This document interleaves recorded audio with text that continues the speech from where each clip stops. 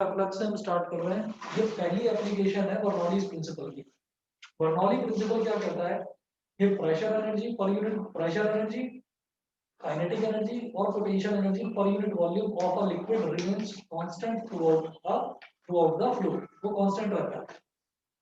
तो story sir इस law of efforts में हमने एक कंटेनर लिया,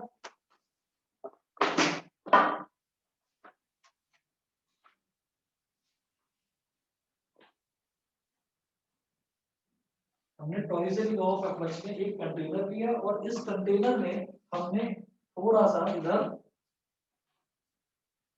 जगह छोड़ दी, मतलब पानी निकलने के लिए।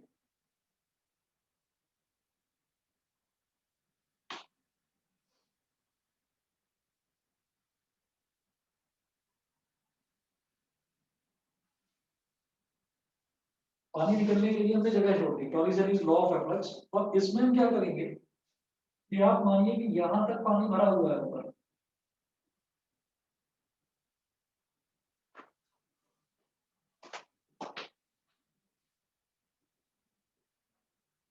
यहां से पानी बाहर निकलेगा। तो जब भी कभी किसी कंटेनर में आप छोटी कोई जगह छोड़ते हैं और उस जगह में से पानी बाहर निकलता है, तो पानी के निकलने का वो जो फ्लो होता है, वो जो धार होती है, उसी को हम एफ्लक्स बोलते हैं।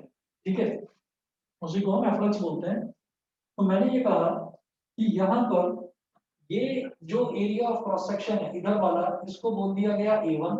एरिया ऑफ क्रॉस सेक्शन को A1 बोल दिया गया।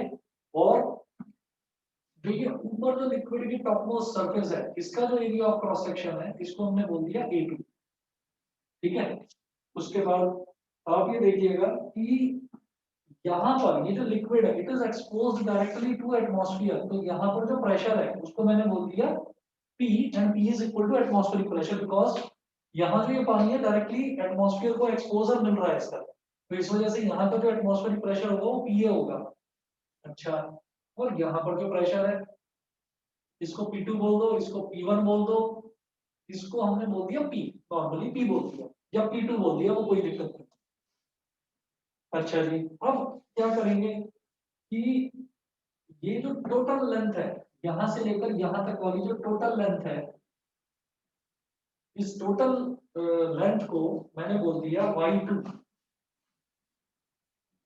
इसको बोल दिया Y2। यहां से लेकर यहां तक वाली जो लेंथ है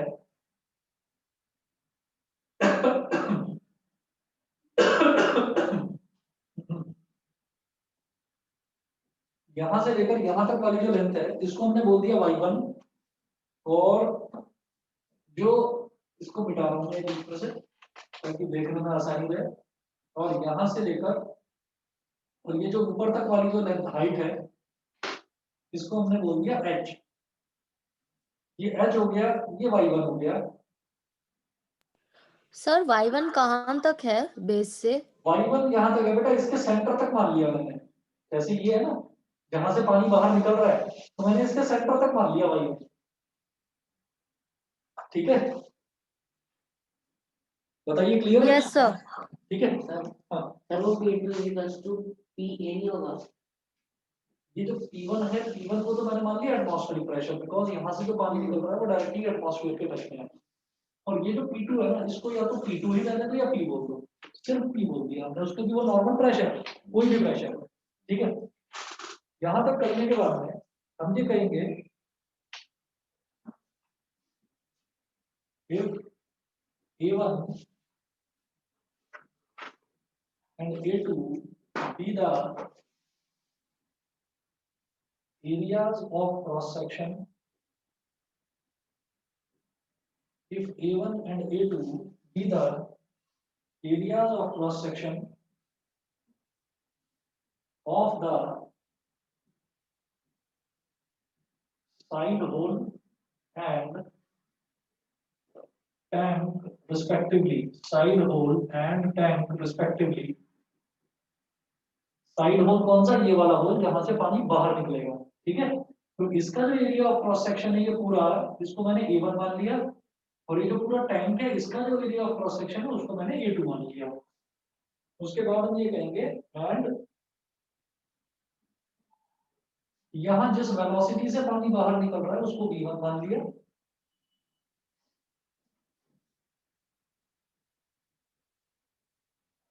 और and V1 and V2 be the velocities at points 1 and 2 respectively, at points 1 and 2 respectively. ये वाला पॉइंट 1 मान लीजिए बेटा, यहाँ पर जहां पर ये होल है इसको पॉइंट 1 मान लिया, और ये जो ऊपर इसकी टॉप सरफेस है जहां तक टैंक में लिक्विड भरा हुआ है तो इसको मैंने पॉइंट 2 मान लिया। तो यहाँ पर वेलोसिटी मैंने मान लिया v2 है, और यहाँ पर जो वेलोसिटी जो पानी बाहर निकल रहा है, वेलोसिटी ऑफ एफ्लक्स है ना, उसको मैंने v1 मान लिया। अब हम कहेंगे कि by equation of continuity, equation of continuity बेटा हमने जो आइडियल फ्लो जो देखा है हमने, steady flow of a liquid, उसमें हमने देखा था कि a1 v1 a2 v2 के इक्वल होता है। ठीक है, तो a1 v1 by equation of continuity, a1 v1 is equal to a2 v2, a1 v1 is equal to a2 v2। यहां से मैं v2 की वैल्यू निकाल दूंगा, और जो मैं करा रहा हूँ ना बेटा साथ में आप नोट करते चलिए, साथ के साथ ही नोट्स भी बनते चलेंगे। v2 इज इक्वल टू क्या हो गया, a1 upon a2 into v1। अब इसके नोट्स हो गए। इसके नोट्स देने में कहीं देर ना हो जाए इसलिए मैं कह रहा हूँ, जो मैं साथ में करा रहा हूँ ना, तो साथ के साथ ही आप नोट करते चलिए, नोट्स भी साथ ही बनते चलेंगे।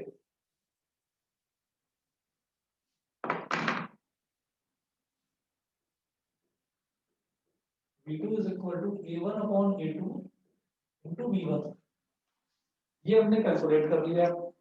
ये करने के बाद में फिर हम कहेंगे since a2 is very very greater than a1, so the velocity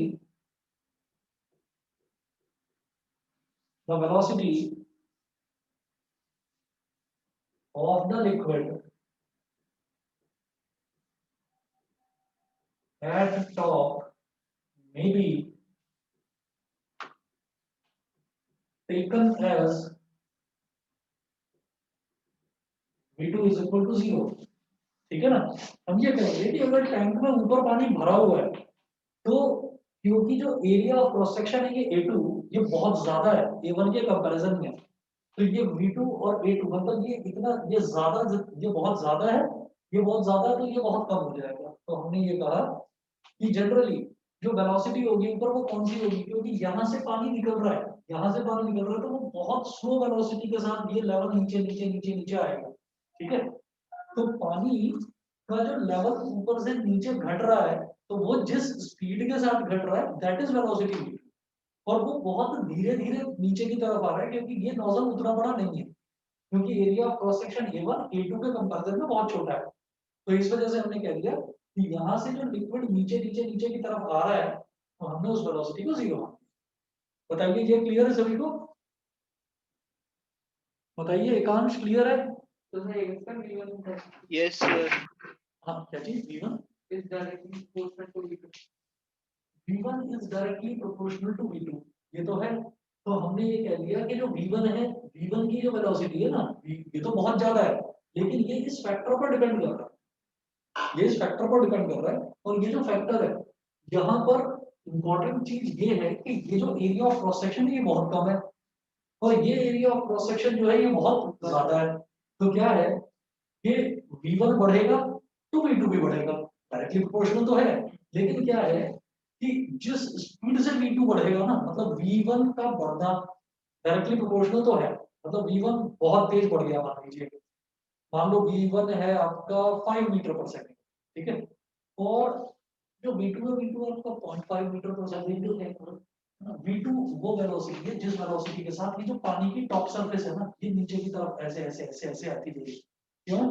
क्योंकि पानी यहाँ से निकल रहा है, पानी यहाँ से निकल रहा है तो ये ऊपर से पानी का लेवल नीचे नीचे नहीं आता जाएगा, वो चीज है। तो डायरेक्टली प्रोपोर्शनल तो है, लेकिन वो बढ़ेगा, बहुत तेजी से बढ़ेगा वो भी, लेकिन ये उतनी तेजी से नहीं बढ़ेगा। तो इसलिए हमने ये कह दिया कि V1 के कंपैरिजन में V2 बहुत छोटा है, इसलिए V2 को हमने 0 मान दिया। तो लिक्विड जो होता है ना, जब भी कभी कोई टैंक भरा हुआ होता है और उसमें से नीचे से पानी निकल रहा होता है, तो वो बहुत स्लो स्पीड से, उसका जो लेवल है वो बहुत स्लो स्पीड से नीचे की तरफ जाता है, तो इसलिए V2 को 0 मान दिया। ठीक है, अब हम ये कहेंगे अप्लाइंग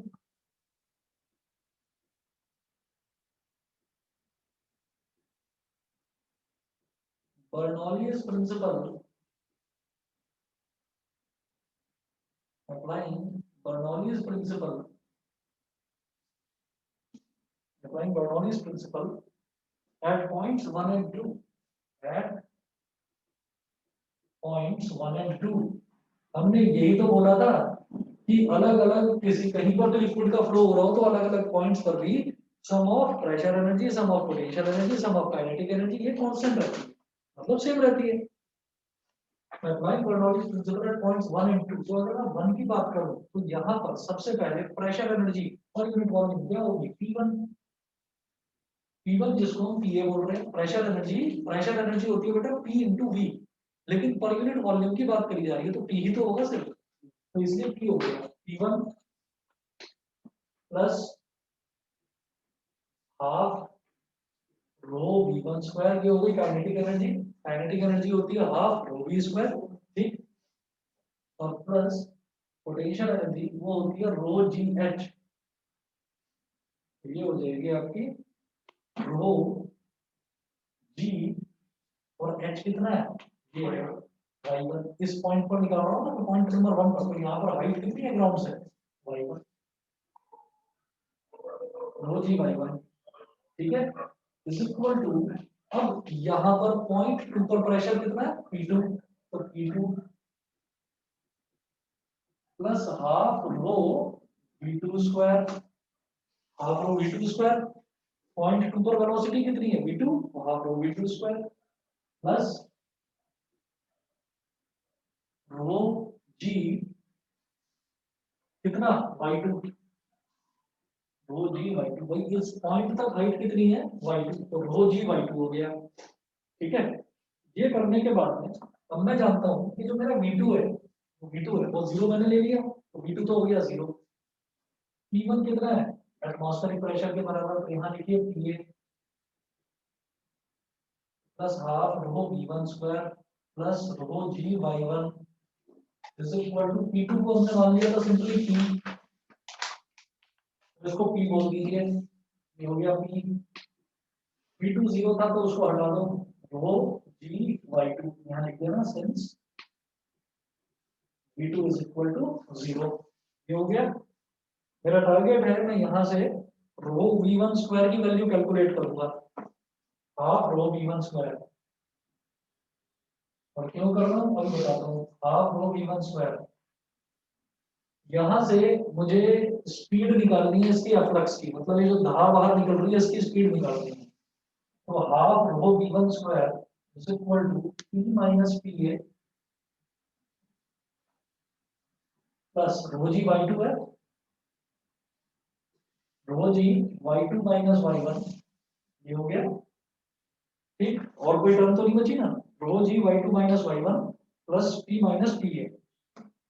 अब आप देखिए ये y2 है और ये y1 है, y2 में से y1 को सब्ट्रैक्ट करा तो क्या आ गया, h आ गया,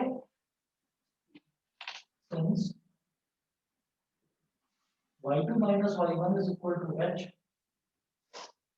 therefore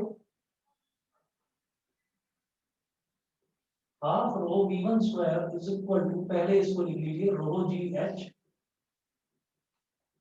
plus p minus pa, है ना। और अब हाँ, जब P और PA की वैल्यू पुट कर दी, नहीं अभी कुछ मत करो, और इसके बाद क्या करिए, अब आप यहाँ से 2 को इधर ले जाओ, v1 square is equal to 2 इधर मल्टीप्लाई हो जाएगा और रो आ जाएगा डिनोमिनेटर में, तो 2 rho g h upon rho plus 2 into P minus PA upon rho, ये रो तो एज इट इज रहेगा, इस रो से ये रो कट गया, V1 is equal to under root 2GH plus 2 into P minus PA upon rho. ये हो गया, इसको हम कहते हैं speed of efflux,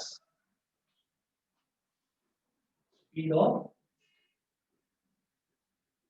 efflux, and this rule is called Torricelli's law of efflux।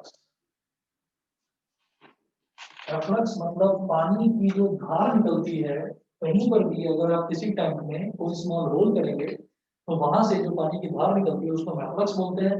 Speed of efflux निकालने का ये तरीका है, ये छोटा सा डेरिवेशन है, एप्लीकेशन ऑफ बर्नौलीज प्रिंसिपल में पूछा जाता है। ठीक है, एक एप्लीकेशन ये हो गया। अगर रियल लाइफ एप्लीकेशन में तो रियल लाइफ एप्लीकेशन तो है सर, ये जी सर 6 जब पानी ठीक जी, हाँ एक्चुअली लिख सकते हैं। नहीं देखो जी यहाँ स्टार्टिंग में वो से वो कट गया ना, कहाँ पर P1 सर जहाँ से आपने अपलाइन लिखा है ना, हाँ वहाँ से P1 plus half rho V square plus rho G by 1, तो इसमें रो G बाय 1 में G कैसे है? ये फॉर्मूला है ना उसका, पोटेंशियल एनर्जी हम लोग ने भी वो डिराइव पोटेंशियल किया energy of liquid per unit volume, उसका फॉर्मूला होता है rho g h per unit volume का। ये मतलब काइनेटिक ये काइनेटिक एनर्जी है, kinetic energy per unit volume, per unit volume. ये pressure energy per unit volume है ना। आप कहोगे कि pressure energy per unit volume क्या, क्यों कह रहे हो उसको, प्रेशर ही बोल दो ना सीधा सीधा, pressure energy per unit volume pressure ही होता है। ठीक है, हाँ जी इसका रियल लाइफ एग्जांपल तो यही होगा। हाँ रियल लाइफ एग्जांपल है, बस दो, कोई भी आप एक या दो एप्लीकेशंस कर लो। ये एप्लीकेशंस तो और भी बहुत सारे हैं, पर इतना ही ये चीज पूछी जाती है, इवेंचुअली मीटर और ये लॉ ऑफ ये पूछा जाता है एग्जाम। तो कोई मैकेनिकल और उसमें सॉलिड्स में वो था ना अलग से एप्लीकेशन ऑफ इलास्टिसिटी, हाँ है ना, तो कहीं सारी ठीक है, ठीक तो है वही, टैंक में से अगर पानी निकल रहा तो रियल लाइफ एग्जांपल तो है, जो टैप वाटर है वही चीज तो है। और अगर ये लिखे हैं टॉरिसेलीज लॉ ऑफ एफ्लक्स के नाम से भी आ सकता है, और वो आपसे ये भी पूछ सकते हैं कि एप्लीकेशंस आप बताइए, कोई एक या दो एप्लीकेशन, और अच्छे नंबर में आता है, 5 या 6 नंबर के क्वेश्चन में आता है। सर V2 और V1 में से V2 छोटा है, V2 बड़ा है, V2 छोटा है, V2 छोटा है, V2 इस वेलोसिटी है, तो V2 इतना छोटा है कि अप्रोक्सीमेटली हमने उसको 0 के बराबर लिया। और V1 जो है वो यहाँ की वेलोसिटी है, आप खुद देखिएगा कि अगर मैं टैंक की बात करता हूँ, हम अपनी बिल्डिंग की बात करते हैं, तो बिल्डिंग में टॉप पर टैंक रखा हुआ है और नीचे टैप लगी हुई है। तो अगर आप 14 फ्लोर की बिल्डिंग की बात करते हैं, तो आप 14 फ्लोर पर ही अगर आप हैं तो वहां पर जो प्रेशर है पानी का वो थोड़ा कम आएगा, और जितना जितना जितना जितना आप नीचे चलते जाएंगे प्रेशर बहुत तेज हो जाएगा, बहुत तेजी से टैप वाटर जरा सा ऑन करती, टैप को ऑन कर दी बहुत तेज आता है। तो it all depends on height, कि आप जितना ज्यादा नीचे जाएंगे प्रेशर उतना तेज मिलेगा। ठीक है ना, जो 14 फ्लोर रहता है वो प्रेशर कम मिलता है, प्रेशर कम मिलता है, उसको बढ़ाने का दूसरा तरीका है। वहां पर प्रेशर बढ़ाने का दूसरा तरीका ये है कि उनके यहाँ पर जो कनेक्शन होते हैं, जो टॉप फ्लोर वाले जो होते हैं, उनके यहाँ पर जो कनेक्शन होता है वो थोड़ा मोटे पाइप का होता है, जो पाइप होता है उनके यहाँ वो थोड़ा मोटा कर देते हैं ताकि ये डायरेक्ट प्रोपोर्शन को यूज किया जा सके। प्रैक्टिकल फैक्ट है, प्रैक्टिकल फैक्ट है कि जब भी कभी आप देखेंगे कि अगर आप घर की बात करते हैं और सोसाइटी की बात करते हैं, तो जब भी कभी घरों की आप बात करेंगे तो घरों में जो पाइप का कनेक्शन होगा वो मोटे पाइप का होगा, और सोसाइटी में हमेशा पतले पाइप का होगा, क्योंकि वहां पर आपको कुछ करने की जरूरत नहीं है, बस पाइप की जो डायमीटर है वो आप कम कर दीजिए, आपको अपने आप बहुत बढ़िया प्रेशर का पानी मिलेगा। सर ये ऐसे एप्लीकेशन इस चौथे में चलिए जी, ये हो गया बेटा। दूसरा इसका एक एप्लीकेशन है वेंचुरी मीटर। वेंचुरी मीटर ये सभी को क्लियर है, बताइए। यस सर,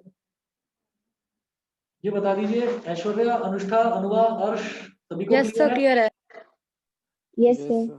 ठीक है, चलिए जी, मैं अगले पर पहुंचता हूँ। अगला है वेंचुरी मीटर, ये बता रहा हूँ।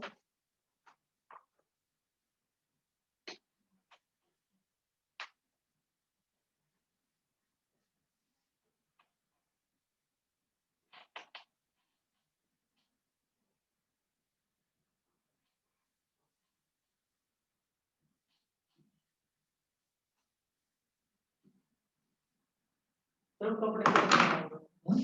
कपड़े का काम होगा। हाँ तो उसको यूज करके देखो।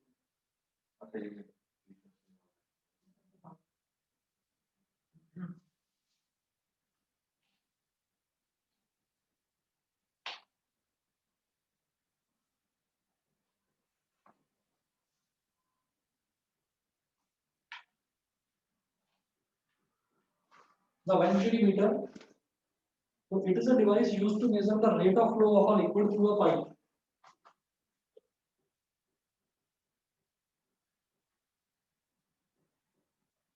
It is a device used to measure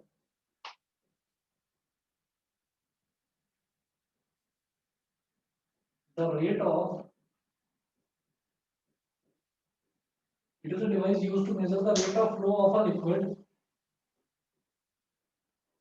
through a pipe. Rate of flow of a liquid through a pipe. It is also called.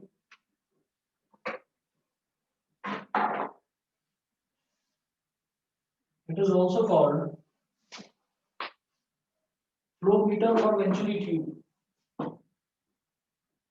Flow meter or venturi tube. Flow meter or venturi tube. अब बनाकर दिखाता हूं इसको.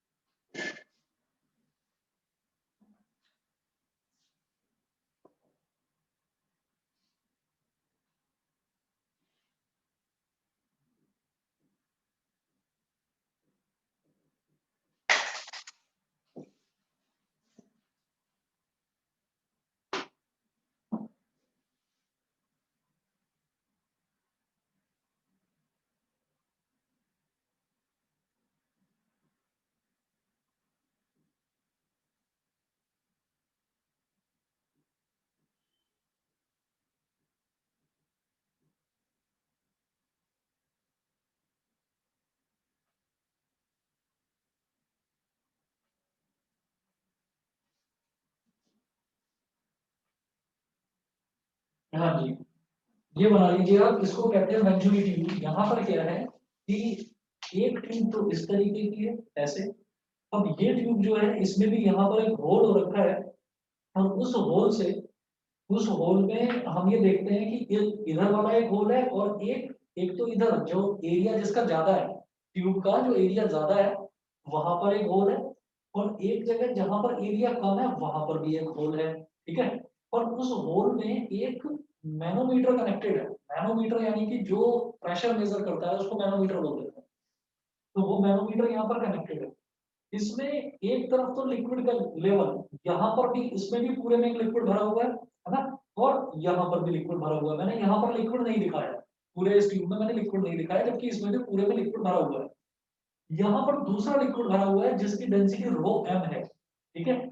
यहाँ पर जो liquid भरा हुआ है उसकी डेंसिटी रो है। हम ये कहेंगे, या मैं इधर मेंशन कर देता हूँ, liquid of density rho, liquid of density rho। तो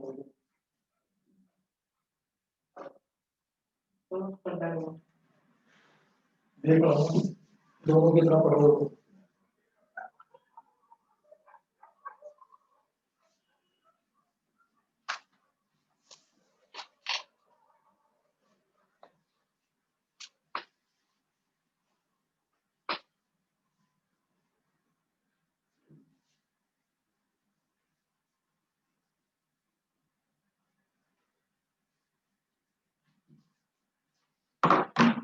तो अब हम यहाँ पर कहेंगे लेट द, इधर लिखते हैं, let the liquid velocities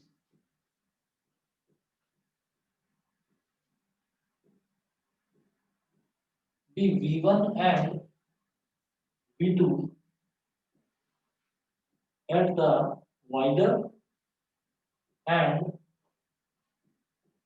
narrower portions। At the wider and narrower portions। तो एक पोर्शन तो ये इसका वेंचुरी ट्यूब का, एक पोर्शन तो ये वाइड वाला है। इस पर जो लिक्विड की वेलोसिटी है, मैंने लिक्विड का एक फिल्म ले लिया, तो मैंने कहा कि लिक्विड का जो ये पूरा का पूरा जो ग्रुप आ रहा है लिक्विड मॉलिक्यूल्स का, उनकी वेलोसिटी v1 है। और फिर यही पूरा का पूरा ग्रुप जो है ये लिक्विड यहाँ पर चला जाता है। अब क्या है, अब एरिया ऑफ क्रॉस सेक्शन कम हो गया, ठीक है। तो ऐसी बात है, प्रेशर एनर्जी बढ़ जाएगी भाई, P is equal to F upon A, pressure is inversely proportional to area, ठीक। तो एरिया A2 यहाँ पर कम हो गया, ये प्रेशर है और ये V2 है। तो मैंने कहा कि ये जो वाइडर पोर्शन है यहाँ पर लिक्विड की वेलोसिटी v1, और ये जो नैरो यानी कि छोटा पोर्शन है यहाँ पर लिक्विड की वेलोसिटी v2, ये है। तो अब हम ये कहेंगे and P1 and P2 be the pressures at these regions। P1 and P2 be the pressures at these regions। So by the equation of continuity, by the equation of continuity की equation क्या थी, a1 v1 is equal to a2 v2, ठीक है। तो वही यहाँ पर हम करेंगे कि a1 v1, जैसा कि इससे पहले वाले डेरिवेशन में देखा था, a1 v1 is equal to a2 v2। a2 को अगर नीचे ले आओ तो a1 upon a2 is equal to v2 upon v1 हो जाएगा, ठीक है। अब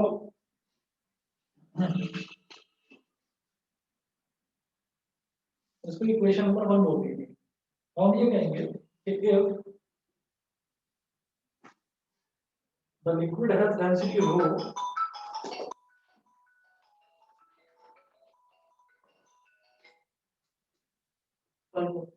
liquid has density rho and is flowing horizontally, if the liquid has density rho and is flowing horizontally, then ये इधर से क्लोज है, इधर से इधर से हाँ नहीं क्लोज नहीं, इधर से पानी आ रहा है। ये जो आपने वो बनाया है ये सर्कल सा बनाया हाँ, ये जो सर्कल बनाया है ये कोई रबर कॉर्ड नहीं है। ये क्या है कि पानी चला आ रहा है, मैंने पानी के एक टुकड़े को ले लिया, मैंने पानी के एक टुकड़े को ले लिया, मतलब पानी पूरा का पूरा जो आ रहा है उस पानी का जो वॉल्यूम, वो जो आएगा, sorry, area of cross section, वो A1 हो गया। पानी जिस वेलोसिटी के साथ आ रहा है वो V1 हो गया। पानी जिस प्रेशर के साथ आ रहा है वो P1 हो गया इस पॉइंट पर। अब वही पानी, पानी या कोई भी लिक्विड है, तो वही जो लिक्विड है वो जब यहाँ पर पहुंचा तो यहाँ पर अब वो कितने एरिया में से निकलेगा, तो उसका एरिया A2 हो गया, प्रेशर P2 हो गया, वेलोसिटी V2 ये हो गया। मैंने बताया ना कि ये आपको हो सकता है एम्प्टी दिखाई दे रहा हो, यहाँ पर भी पूरे में पानी भरा हुआ है या कोई लिक्विड भरा हुआ है, मैंने वो लिक्विड दिखाया नहीं है, पूरे में लिक्विड भरा। क्योंकि लिक्विड है डेंसिटी रो, अगर लिक्विड की डेंसिटी रो है और लिक्विड जो है वो हॉरिजॉन्टली फ्लो कर रहा है, मतलब लिक्विड में वर्टिकल मोशन की हम बात ही नहीं कर रहे है ना। तो जब वो वर्टिकली फ्लो ही नहीं कर रहा है तो हम ये कहेंगे कि जब वो वर्टिकली फ्लो ही नहीं कर रहा है तो हम उसमें पोटेंशियल एनर्जी क्या लें। जब उसमें कोई हाइट ही नहीं है तो हम पोटेंशियल एनर्जी क्या लें। और अगर आप कहेंगे नहीं जी कुछ ना कुछ तो हाइट होगी, आप जमीन पर फ्लो करा रहे होगे लिक्विड को, तो हम कहेंगे ठीक है, इधर वाले लिक्विड की भी जितनी हाइट है इधर वाले लिक्विड की भी उतनी हाइट है, तो दोनों साइड की पोटेंशियल एनर्जी कैंसिल आउट हो जाएगी। तो वो है कि करनी पड़ेगी वो लोग। तो छोटी सी आप ये कह रहे हो ना कि यहाँ वाली हाइट थोड़ी ज्यादा होगी, यहाँ वाली मामूली सी कम होगी, इसकी बात करो नीचे वाले की। नीचे वाले पर मैं अभी आऊंगा, नीचे वाले पर मैं अभी आऊंगा। नीचे तो मैनोमीटर कनेक्टेड है, नीचे तो मैनोमीटर कनेक्टेड है, फिलहाल मैं सिर्फ इसकी बात कर रहा हूँ वेंचुरी मीटर की, ठीक है, वेंचुरी ट्यूब की।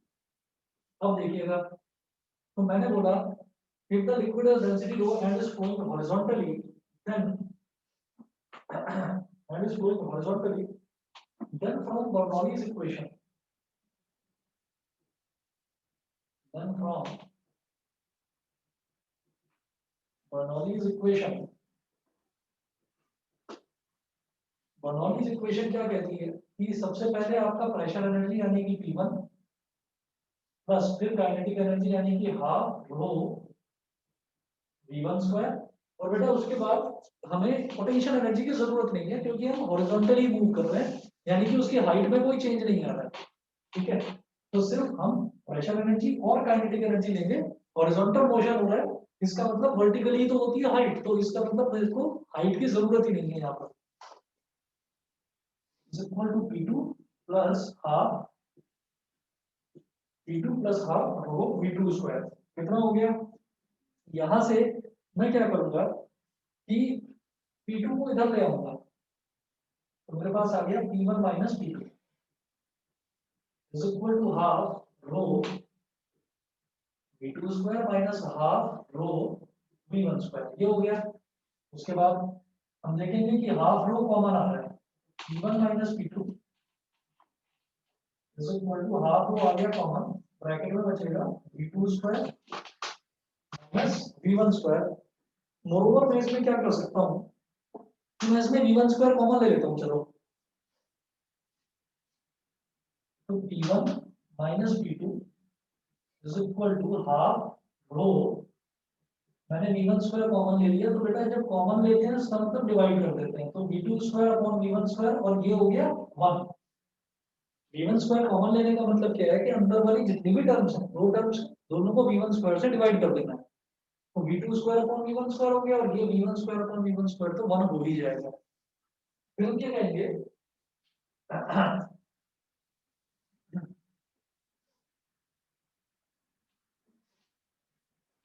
P1 minus P2 is equal to half rho V1 square, V2 upon V1 A1 upon A2 के इक्वल है, तो A1 square upon A2 square minus 1, और यहाँ लिख देना बेटा फ्रॉम फर्स्ट। यहाँ तक सभी बच्चों को क्लियर है, इतना बता दीजिए। बताइए बेटा, ऑनलाइन वाले बताइए, सभी को क्लियर है? Yes sir. बताइए ऐश्वर्या, अनुष्का, अनुमा, इसमें कनिष्का। पोटेंशियल एनर्जी नहीं है। Yes, sir.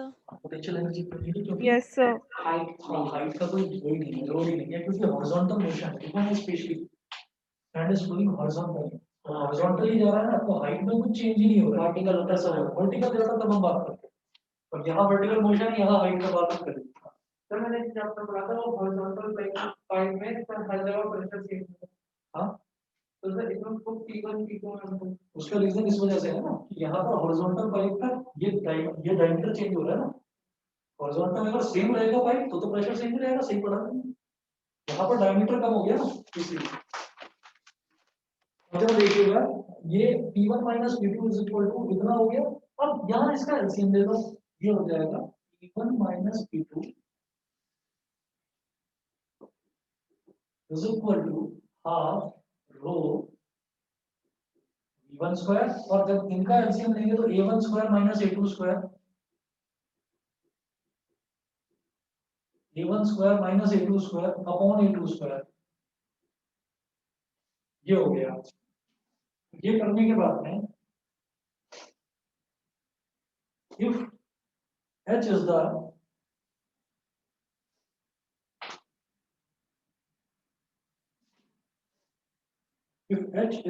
height difference in the two arms of the manometer tube, if H is the height difference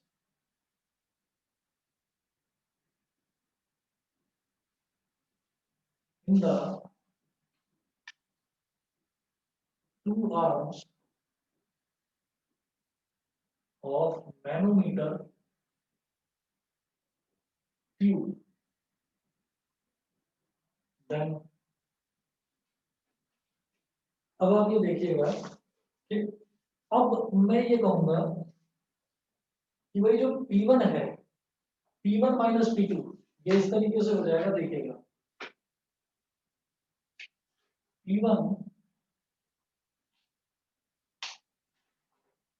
minus P2 is equal to H rho M G.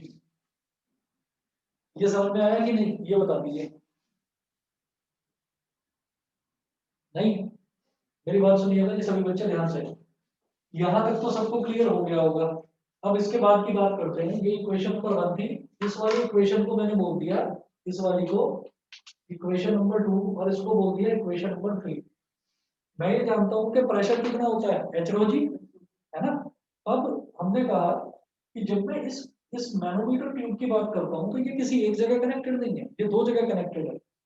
यहाँ इधर connected है, तो जब हम ये कहेंगे कि यहाँ कनेक्टेड है, अब ये वाला जो लिक्विड है ये इधर एक एयर स्पेस है, ये इस पर प्रेशर लगाएगा, है ना।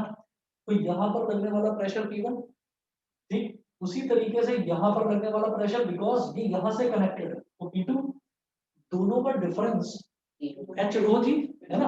और रो क्या लेंगे यहाँ पर, इस वाले लिक्विड की डेंसिटी, जो लिक्विड यहाँ भरा हुआ है ये मोस्टली मरकरी होता है, ये वाला लिक्विड मोस्टली मरकरी होता है।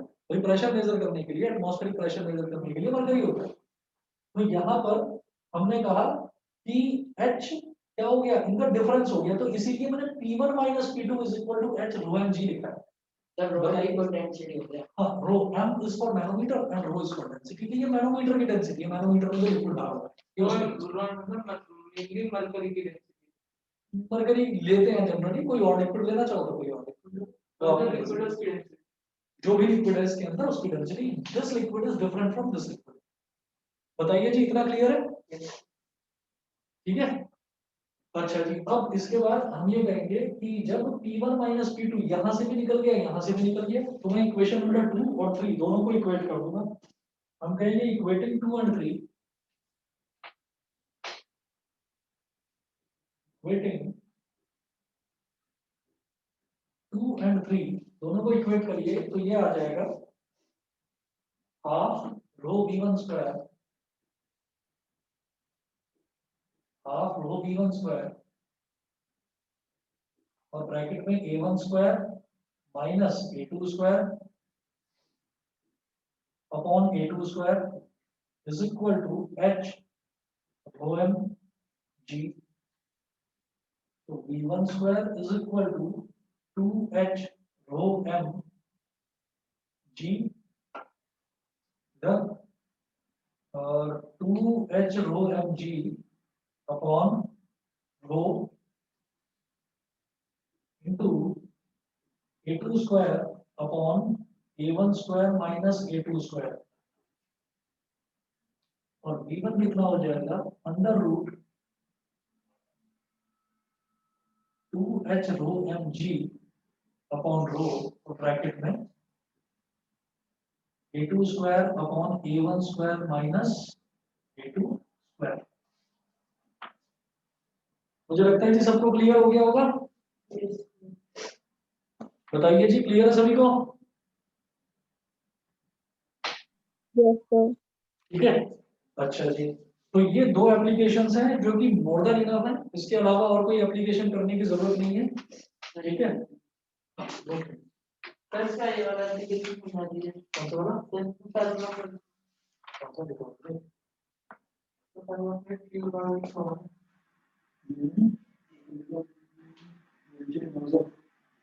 कौन सा वाला देखो कहाँ है?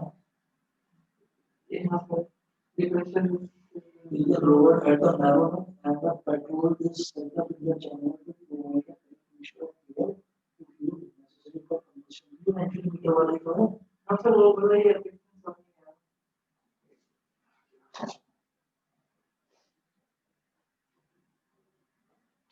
Power to automobile and motor vehicle to the large speed vehicle. The pressure is lower to the environment and the petrol is set up in the channel to provide a ratio of fuel to easily. क्या होता है, carburettor जो होता है ना, carburettor connected होता है tank के साथ। किसी भी पेट्रोल की टैंक अगर मान लीजिए हम मोटरसाइकिल की बात करें या स्कूटर की बात करें, तो अगर आप कभी भी टैंक को कवर कर दोगे ना किसी भी पॉलिथीन वगैरह से, और फिर टैंकी बंद करोगे, आपका स्कूटर स्टार्ट नहीं होगा। उसका रीजन क्या है कि उसको एटमॉस्फेरिक प्रेशर मिलेगा नहीं, उसको एटमॉस्फेरिक प्रेशर नहीं मिलेगा। और कभी भी कार्बोरेटर कभी आपने अगर खुला हुआ देखा हो तो उसकी नोजल बहुत छोटी होती है जिसमें से पेट्रोल आता है, और एयर की नोजल बड़ी होती है। मतलब एयर के लिए क्या स्पेस होता है, जो टैंक की कैप होती है ना, तो कैप जो है उसके नीचे रबर लगी रहती है, तो रबर के चारों तरफ यहाँ से वो ऑक्सीजन लेता है। ठीक है, तो वो कॉन्सेप्ट ये बताया गया कि उधर तो ज्यादा ऑक्सीजन लेता है और इधर पेट्रोल का फ्लो कम होता है, तो दोनों का प्रेशर घंटा बढ़ता है। वो चीज बताइए, मतलब ये याद कर लेना। याद कर लो ताकि ऐसा कोई ज्यादा पूछा भी नहीं। 2h रो mg में दो तो कट जाएगा। नहीं कटेगा नहीं ना, देखो रोहन जो है, रोहन तो हो गया, अच्छा हाँ ये तो अलग हो गया ना, डेंसिटी अलग होगी, जो नैनोमीटर में लिक्विड है उसकी डेंसिटी, और ये वाली डेंसिटी वो है जो यहाँ पे जो अलग हुआ है उस वाले की।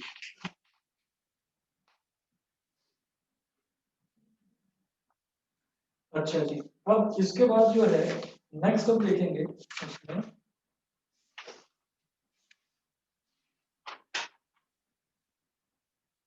नेक्स्ट टॉपिक आएगा बेटा surface tension and surface energy.